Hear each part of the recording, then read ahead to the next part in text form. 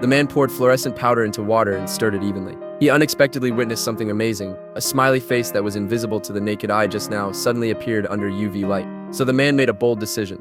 He soaked a $1 million ancient coin in the solution, then anonymously mailed it to the museum director. When the director picked up the coin, her hands were unknowingly covered in fluorescent powder. Then Will pretended to take pictures with the camera. In fact, he used a laser to interfere with the sensors. He aimed it at the heat-sensing alarm under the display case. As the museum alarm went off, the security system immediately moved the artifact to the vault. When the director learned of this, she immediately went to the vault to check. But this was exactly what the thieves had planned. When the director entered the vault password, the fluorescent powder had already transferred to the keypad. At that moment, Will slipped into the museum's control room. He then used a cutter to open the cable conduit. He inserted a pre-made controller into the conduit. After locating the surveillance cable, Will clipped the device onto it. Once the computer hacked the surveillance access, he quickly froze all the camera feeds. Meanwhile, Cage disguised himself as a maintenance worker. He used the excuse of inspecting security systems to enter the museum. Then in the restroom, he took off the maintenance outfit and changed into a guest attending the banquet. After everything was set, Cage calmly entered the banquet. Then, while others were shaking hands with the director, he casually took the wine glass from her hand,